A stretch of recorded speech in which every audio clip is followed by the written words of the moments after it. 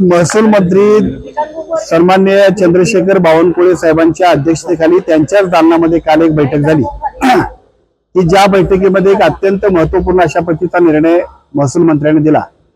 गेले अनेक वर्ष राज्यामध्ये देवस्थानच्या जमिनीक असणारे शेतकरी आणि त्या शेतकऱ्यांच्यासाठी अनेक वेगवेगळ्या पद्धतीच्या संघटना किंवा त्या शेतकऱ्यांचं नेतृत्व करणारे अनेक लोक या शेतकऱ्यांना न्याय मिळावा अशा पद्धतीचा प्रयत्न करतात।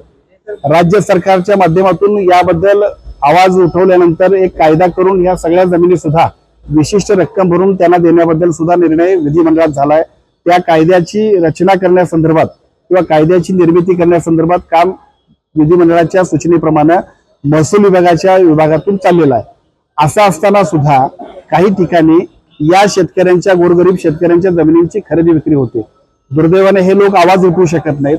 ते एखाद्या यंत्रणेकडे न्याय मागायला गेले तर त्याला खूप दिरंगाई होते आणि अशामुळे सर्वसामान्य शेतकऱ्यांची अनेक वर्ष होत असणारी जी काही परवड होती किंवा जी काही त्यांची अडचण होत होती, काल महसूल मंत्री चंद्रशेखर बावनकुळेंनी घेतलेल्या निर्णयामुळे या राज्यामध्ये जोपर्यंत राज्य शासनानं त्याच्याबद्दलचं देवस्थान जमिनींच्या बद्दलच्या प्रत्यक्ष कायदा अंमलबजावणी जोपर्यंत होत नाही तोपर्यंत कोणत्याही जमिनीची खरेदी विक्री होणार नाही अशा पद्धतीचा निर्णय घेतलाय।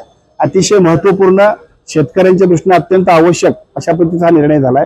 मनापासून मी राज्यातल्या तमाम लाखो शेतकऱ्यांच्या वतीनं आदरणीय महसूल मंत्र्यांचं मनापासून अभिनंदन करतो।